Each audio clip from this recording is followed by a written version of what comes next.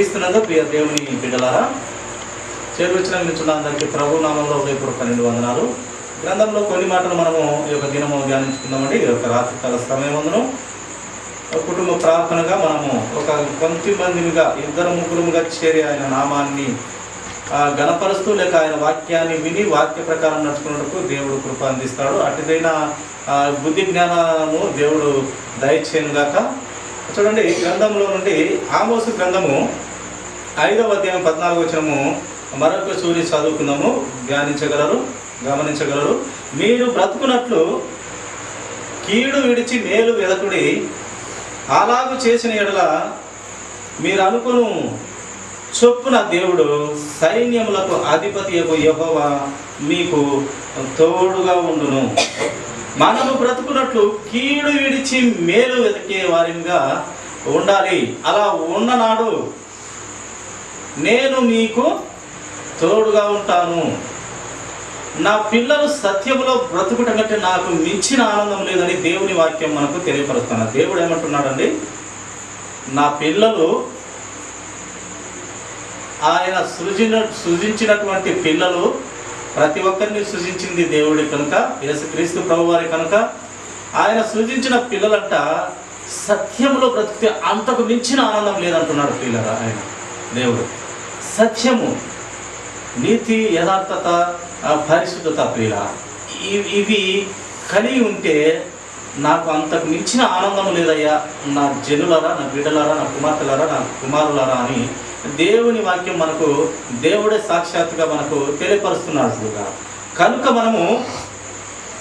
మనము చక్కగా బ్రతుకు నిమిత్తమై మనము ఏం ఈ లోకంలో ఉండాలంటే కీడు విడిచి మేలు వెతికే వారిగా, మనకు మేలు చేసే దేవుణ్ణి వెతికే వారిగా, ఈ లోక అపవాది సంబంధమైన ఈ లోక అపవాది వెళుతున్న ఈ కీడుకు పలు విధాల పనికిమాలిన కార్యక్రమాలకు తండ్రి అయిన అపవాది జోలికి పోకుండా, ఆ కీడు జోలికి పోకుండా పరిశుద్ధుడైన నమ్మకమైన నీతి కార్యాలు జరిగిస్తూ సమస్తమును కలుగజేసిన ఆయన రక్తం ధర కొనబడినటువంటి బిడ్డలముగా మనము కీడు విడిచి మేలు చేస్తే వారికి నేను తోడుగా ఉంటానని దేవుని వాక్యం సెలవిస్తూ ఉన్నది ప్రియుల.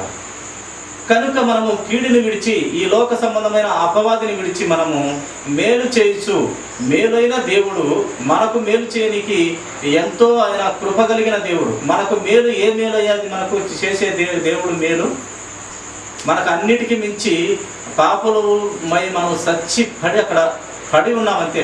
ఏది పాపం చేత పడిపోయిన మన జీవితాల్లో దేవుడు మహాకృప చేత లోకమును ఎంతో ప్రేమించడం చేత ఆయన ఏం చేసినాడు, ఈ లోకానికి తన ముద్దు కుమారుని సంపనికి ఆయన బలి అవటకే ఈ లోకానికి పంపించినాడు. ఆయన బలి అవుతే కానీ, ఆయన రక్తము చిందితే కానీ మన పాపాలు వెళ్ళిపోకపోయినా, ఆ పరిశుద్ధ రక్తము కార్చితే కానీ ఈ భూమి మీద మనుషుల మీద, ఈ గ్రంథం మీద కార్చితే కానీ మన పాపాలకు ప్రాయశ్చిత్తమై మన బ్రతుకు జీవం గలదవుతుంది.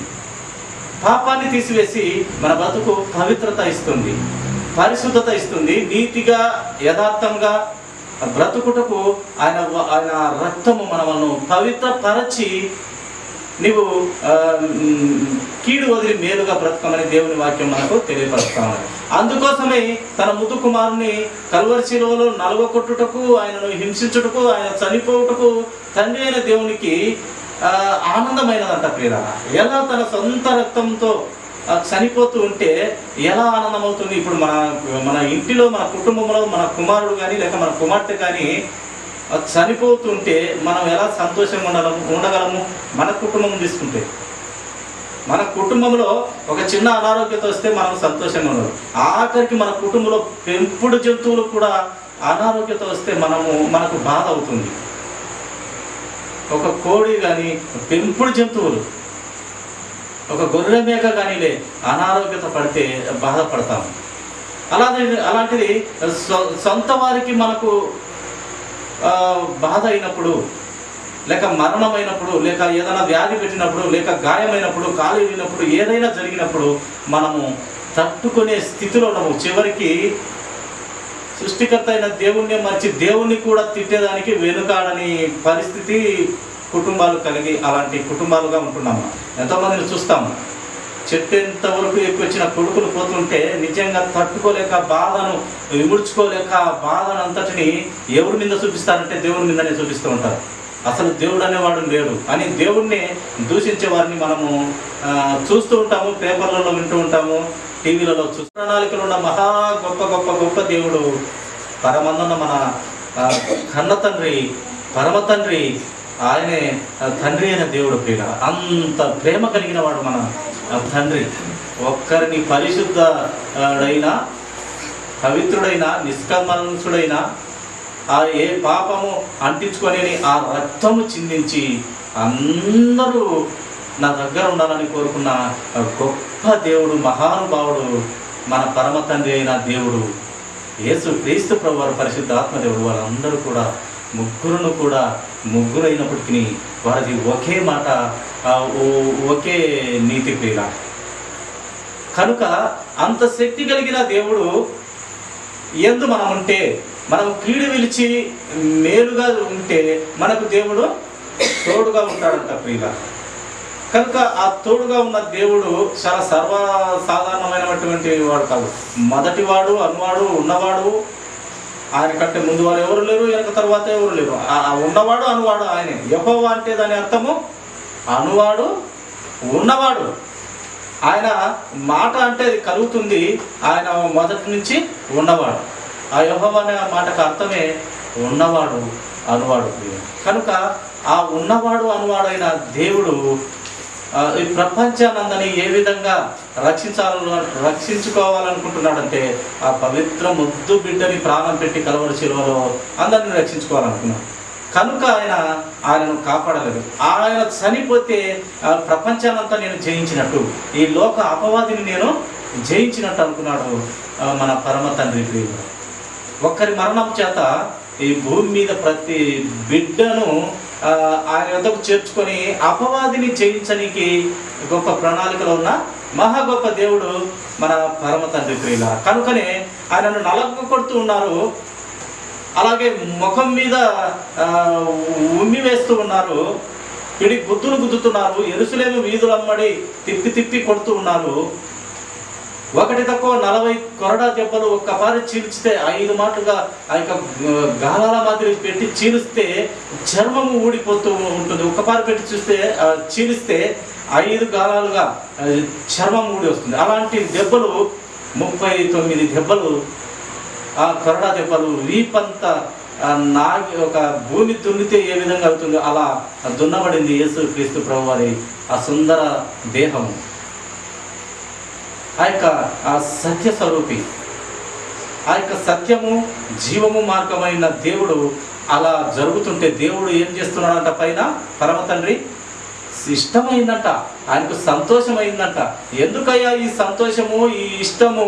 ఆయన చనిపోతుంటే నీ ముద్దు కుమారుడు నీ యొక్క హృదయంలో నుంచి నోటి ఊపిరి చేత మొదటిగా కన్నా యేసు క్రీస్తు ప్రభువారు అంత హింసల పాలు, అంత చనిపోతూ రక్తం కార్చబడుతూ ఎందుకయ్యా నీకు అంత సమస్తం, నీకు అంత ఆనందము, అంత సంతోషము కలిగినది అంటే, ఈ ప్రపంచాన్ని మొత్తాన్ని ఆ ఒక్కని ద్వారా నేను నా యుద్ధకు చేర్చుకోవాలనుకుంటున్నా. ఈ లోక అపవాదిని జయించాలనుకుంటున్నా ఈ క్రీస్తు ద్వారా. అందుకయ్యా నాకు ఆ బిడ్డ చనిపోతే ఆ రక్తం ద్వారా అందరూ నా బిడ్డలు అవుతారు, అందరూ నా పరిశుద్ధత కలిగిన బిడ్డలు పరలోక రాజ్యంలో ఉంటారనేది ఆయన గొప్ప మహా గొప్ప ప్రేమ ప్రియుల. అది ఆయన ఉన్నతమైనటువంటి యేసుక్రీస్తు వారి త్యాగము, ఆ అతి ఉన్నతమైనటువంటి పరమ తండ్రి అయిన గొప్ప దేవుని సంకల్పం, ఇంకా అతి పవిత్రమైన పరిశుద్ధాత్మ దేవుడు మనలో కూడా ఉండి సత్యంలోకి ఆలోచన పెట్టింపగలిగిన పరిశుద్ధాత్మ దేవుడు ఇంకా అతి పరిశుద్ధుడు. కనుక ఈ ముగ్గురును కూడా ఏకమై ఉన్న, ఒకే అర్థం ఉన్న, ఒకే మాట మీద నిలిచే గొప్ప దేవుడుగా మనకు బైబిల్ గ్రంథంలో కనపడతారు. ప్రియుగా చూడండి, మరొక లేఖను చూస్తాము. మత్తయి సువార్త 7వ అధ్యాయము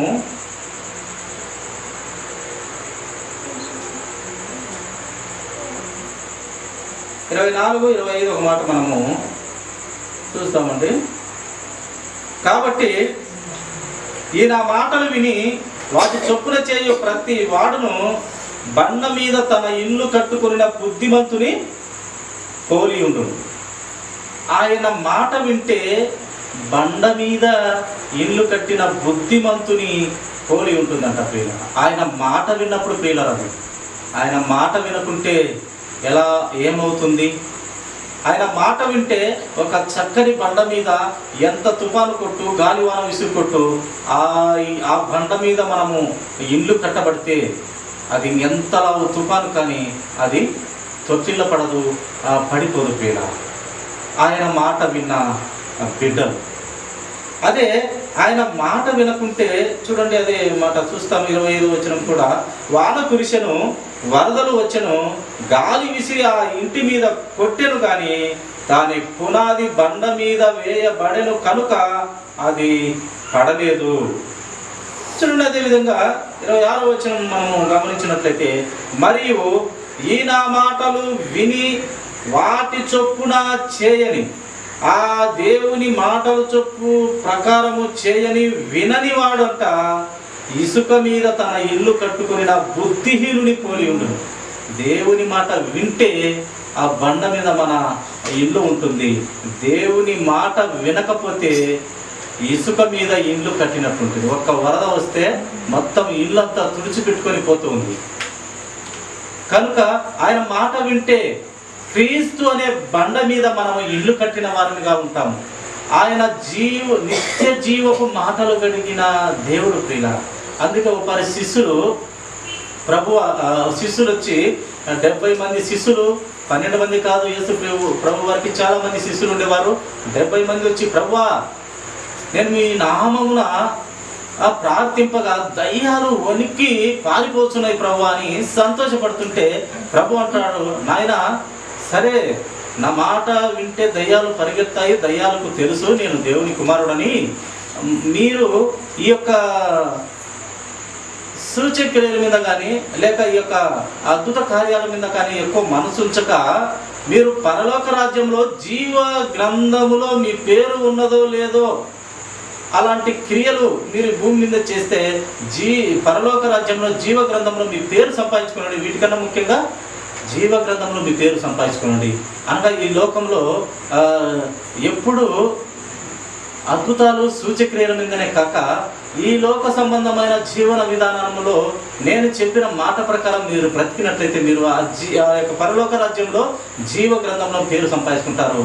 ఎప్పుడు అద్భుతాలు సూచక్రియలు ఇది ప్రవ్వా అది ప్రవ్వా అడుక్కు తినేవారిగా బద్దలత్సము ఉండకూడదని దేవుడు ఇండైరెక్ట్గా వారితో చెప్తుంది. అప్పుడు వాళ్ళు కొంచెము అసహనపడి అభ్యంతరపడి వెళ్ళిపోతుంటారు.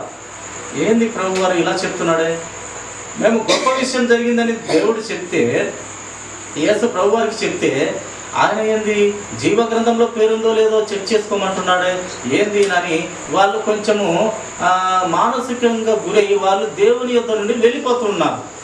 వెళ్ళిపోతున్నప్పుడు ఈయన 12 మంది శిష్యులు ఈయనని అడుగుతారు.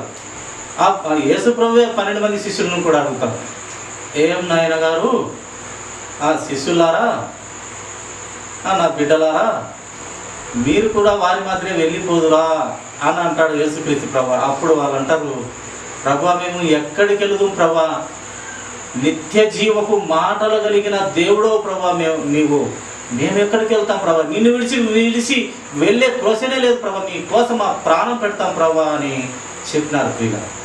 నాయన ప్రాణం అయితే వద్దు కానీ నాయన నువ్వు ముమ్మారు కోడి కూర్చున్నా నా గురించి నేను నాయనంటే తెలియదని చెప్తావు, నీ సమయం వేరే ఉంది లేని చెప్తాడు అప్పుడు దేవుడు. ప్రాణం ఏం పెట్టద్దు కానీ నమ్మకం మాత్రం ఉంచు అన్నట్టుగా దేవుడు అక్కడ వారికి చెప్పడం మనము వింటాం ప్రియుల. కనుక మనము ఆయన మాటలు వింటే మనకు ఆ యొక్క క్రీస్తు బండ మీద మనము ఇల్లు చక్కగా ఎంత తుఫాను వచ్చినా గాలి వాన విసిరి కొట్టినా అది పడదు. ఆయన మాట వినకున్నప్పుడే ఇసుకలో కట్టుకొని మనము ఏటి పాలవుతాము, వరదల పాలవుతాం ప్రియుల. ఆయన మాట నిత్య జీవపు మాటలు ప్రియుల. ఆయన అట్ట మాటలు కాదు ఆయన మాట అంటే పరలోక రాజ్యంలో నెరవేరుతాయి, ఇక్కడ నెరవేరుతాయి. అంత సత్యం కలిగిన దేవుడు ఎవరైనా ఉన్నారంటే యేసుక్రీస్తు ప్రభు వారి ప్రియుల. చూడండి, మత్తయి సువార్త 12వ అధ్యాయం 50వ వచనం కూడా ఒక మాట మనము ధ్యానిస్తామండి. ముగించుకుందాము. మత్తయి సువార్త 12. ఆయన ఆ యొక్క దోణిలలో సీమోనుదైన యొక్క దోణె ఎక్కి దరి నుండి కొంచెము త్రోయమని అతనిని అడిగి కూర్చుండి దోణిలో నుండి జన సమూహములకు బోధించుచుండెను. ఆయన బోధించుడు చాలించిన తరువాత, నీవు దోణెను లోతునకు నడిపించి చేపలు పట్టుటకు మీ వలలు వేయుడని సీమోనుతో చెప్పినాడు. ఇది చూడండి, ఈ యొక్క సీమోను ఆ వలలు ఆ చేపలు పట్టడంలో చాలా అనుభవం కలిగిన వాడు. ఆ యొక్క అక్కడ ఉన్న యొక్క ఆ నీటి ప్రాంతంలో ఎక్కడ వలలు వేస్తే చేపలు పట్టాయని బాగా తెలిసినటువంటి వాడు. అక్కడ ఎక్కడ వేసిన చేపలు అయితే దొరకట్లేదు. అప్పుడు యేసుక్రీస్తు ప్రభువారు చెప్తున్నాడు, నీవు దోణిను లోతునకు నడిపించి చేపలు పట్టుటకు మీ వలలు వేయుడని సీమోనుతో చెప్పగా, అప్పుడు సీమోను, ఏలినవాడా, రాత్రి అంతయు మేము ప్రయాసపడితిమి, కానీ మాకేమీ దొరకలేదు. అయినను నీ మాట చొప్పున వలలు వేతునని ఆయనతో చెప్పాను. ఆయన మాట వింటే రాత్రి అంతా కూడా వీళ్ళు రాత్రింబగలు కష్టపడినాడు. బాగా సముద్రంలో చేపలు పట్టుట వీరికి బాగా వాడుక, బాగా తెలిసినవాడు. ఎక్కడ చేపలు వేస్తే బాగా పడతాయో బాగా ఎరిగినటువంటి వాడు, తెలిసినటువంటి వాడు. రాత్రంతా కూడా వలలేస్తే ఒక్క చేప పడలేదంట. యేసుక్రీస్తు ప్రభు వారు చెప్తా ఉన్నాడు, మాకేమీ రాత్రంతా దొరకలేదు, అయినను నీ మాట చొప్పున వలలు వేస్తామయ్యా. నువ్వు చెప్తున్నావు కదా, ఇంకా నిత్య జీవపు మాటలు గలవాడివి, నీ మాట చొప్పున మేము వలలు వేస్తాము, చూస్తాము నీ చిత్తము అని రాత్రంతా దొరకని చేపల గురించి మళ్ళీ ఒక పర్యటన లోతుకు వెళ్ళి వేస్తే అప్పుడు చేపలు విస్తారంగా పడినట్టు మనం చూస్తాం. చొప్పున వలలు వేతుమని ఆయనతో చెప్పిను. వారు అలాగూ చేసి విస్తారమైన చేపలు పట్టింది. అందుచేత వారి వలలు పిగిలిపోవచ్చుండగా వారు వేరొక దోణిలో నుండి తమ పాలివారు వచ్చి తమకు సహాయం చేయవలనని వారికి సజ్ఞలు వేసిరి. వారు వచ్చి 2 దేనలు మునుగునట్లు నింపి. చూడండి, దేవుడు నిత్య జీవపు మాటలు కలిగిన దేవుడు నోట నుండి చెప్తున్నాడు, అక్కడ వేయన మీకు చేపలు పడతాయి. ఈ ప్రకృతే ఆయన మాట వింటుంది. ఈ ప్రకృతే ఎలా కలిగింది? ఆయన నోటి మాట ద్వారా కలిగింది. ఈ యొక్క విశ్వము, అలాగే నక్షత్రాలు, భూమి, సముద్రాలు ఊరికైనా కలుగునుగాక అవునుగాక అంటుంటే కలుగుతున్నటివి. పలాని సార్ అట్ట వలవేనా అంటే అక్కడ చేపలు దొరకవా? ఎవరైనా సర్వ సృష్టిని సృష్టించిన పరమ తండ్రి, సృష్టినంతా నడుపుతున్నటువంటి దేవుడు అక్కడ వేయని చెప్తూ ఉన్నాడు. నిత్య జీవపు మాటలు కలిగిన దేవుడు చెప్తున్నాడు, అక్కడ వేయమని చెప్తే విస్తారమైన చేపలు పన్నాయట. రాత్రంతా వాళ్ళు ఏమో తిరిగినారు, ఒక్క చేప పల్లె. ఎన్ని మాటలు వలన వేసినారు, ఒక్క చేప పల్లె. నిత్య జీవపు మాటలు కలిగిన దేవుడు యేసుక్రీస్తు ప్రభువారు చెప్తే ఒక్క మాటకు వేసిన వలకాడికే చేపలన్నీ అక్కడికే వచ్చి పడినట్టుగా మనము చూస్తాం. అది ఏమి ఆ శక్తి అంటే, ఆయన సర్వ సృష్టికర్త. ఆకాశ భూములను, అలాగే ఈ యొక్క పక్షువులను, మనవలను అందరినీ అందంగా తయారు చేసి మనవలను దాంట్లో నింపినాడు. ప్రతి ఒక్కటి ఆయన నోటి మాట ద్వారా కలిగినట్టు. ప్రకృతి సైతం ఆయన మాట వింటుంది. అలాగే ఒకప్పుడు ఆయన శిష్యులతో పోతూ ఉండగా ఆయన లేడు. విస్తారమైన నీటి ప్రవాహము, అలలు, ఆ గాలివాన తుఫానులో భయపడుతుంటే అప్పుడు దేవుడు వారు భయపడుతుంటే వారు వచ్చి, ప్రభువా, దావీదు కుమారుడా, ఇట మేము చనిపోయేంత అపాయంలో ఉన్నాము, కరుణించాయని చెప్పినప్పుడు ఆయన ఆ యొక్క వాతావరణాన్ని గద్దింపగా ఏమవుతుంది? మిక్కిలి నిమలమైపోతుంది. ఆయన నోటి వాక్కు అంత శక్తి కలిగింది. నోటి వాక్కు ద్వారానే ఈ ప్రపంచమంతా కలిగినది కనుక ఆయన ఏది చెప్తే అది జరుగుతుంది ప్రియ. అంత శక్తి కలిగిన దేవుని రక్తంలో కనబడినటువంటి బిడ్డలము ఆయన ఎంత పవిత్రుడు, ఎంత పరిశుద్ధుడు, ఎంత నిష్కల్మషుడు, పాపులలో చేరక ప్రత్యేకంగా ఉన్న ఆ యొక్క సత్యానికి ఆ నిలువుటత్తము, ఆయనే సత్యము మార్గము జీవమైన దేవుని మాట వింటే మనకు నిత్య జీవము, మనకి ఈ లోకంలో మంచిది, ప్రతి విషయంలో మనకు చాలా మంచిది ప్రియుల. అందుకే దేవుడు ఆయన మాట వింటే నీవు మంచి బండ మీద ఇల్లు కట్టిన వానితో ఉంటావు. ఆయన మాట విననప్పుడే నీవు వరదలో కొట్టుకొని పోవు. ఇసుకతో తయారు చేయబడిన ఇల్లుతో వరద వచ్చినప్పుడు కొట్టుకొని పోయే పరిస్థితులు ఉంటుంది. నా మాట నిత్య జీవపు మాటలు కనుక అటు మాటలు మనం విని ఆయన నోటి మాటలను గ్రంథంలో ఇంకా చాలా బహుగా వ్రాయించినాడు కనుక ఆయన నోటి మాటలను విని నమ్మి నిరీక్షణ పట్టుదల కలిగి మనం ఈ లోకంలో బ్రతుకుతామండి. కొద్ది మాటలు దేవుడు దీవించిన కాక తలలో వచ్చిన